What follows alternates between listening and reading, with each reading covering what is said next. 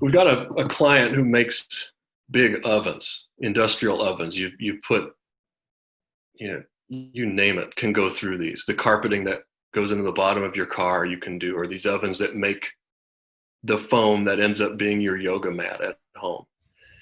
And there was evidently some meeting they had internal with a prospect. We were not involved. And this prospect was discussing a oven design that they were interested in pursuing.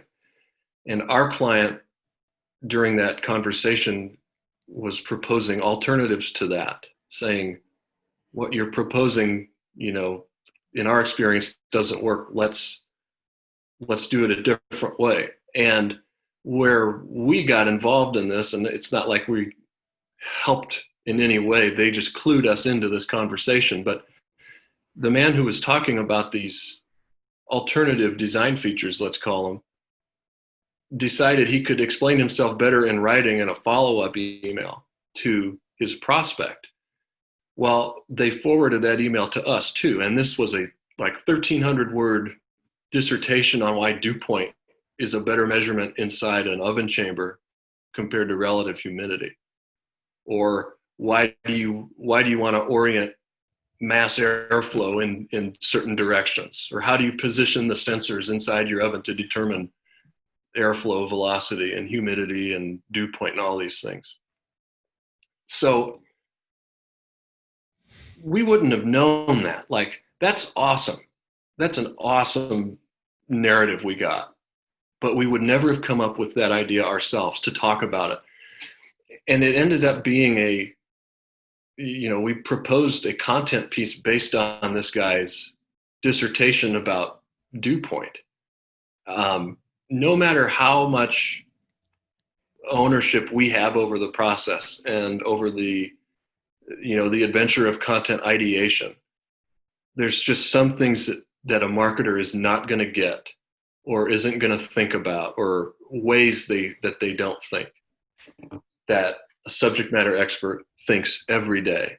And this was an example where they said, hey, I think Gorilla might, see if they can turn this into something. His comment was, try not to fall asleep reading this, but if you manage to stay awake, see if you can do something with it. And I told our strategist, I think this is golden, absolutely golden. So yes, ownership, it's important. And if you have a good marketing partner, you'll see what that ownership looks like. And those partners will make it easy for you. But that doesn't mean, don't take an active role in it, because there's all kinds of great material that we've gotten from clients that came from them, that they started it, that they showed us, and we wouldn't have known to even ask.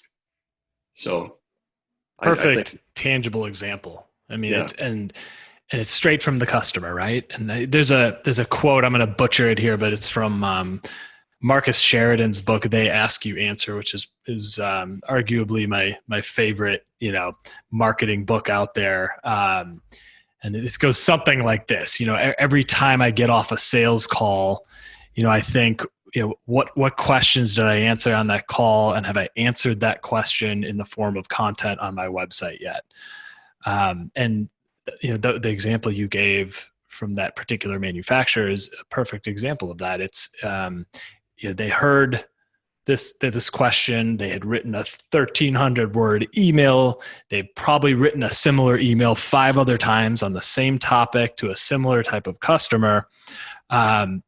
What if you just had that out there? What if you had written that already? It was published on your website. It's optimized in the search engines. Every time you get that question, as opposed to starting from scratch and reinventing the wheel and typing an email that probably takes you an hour to write, by the time you're done editing it, you say, hey, you know what? We covered this topic actually in an article we published last year, and I'm going to send that to you after we get off the call. Or just reply to the email with that. And what it shows is, well, first of all, the work's done. You did the work already. You might, may add a few notes onto it to, apply it to that particular situation.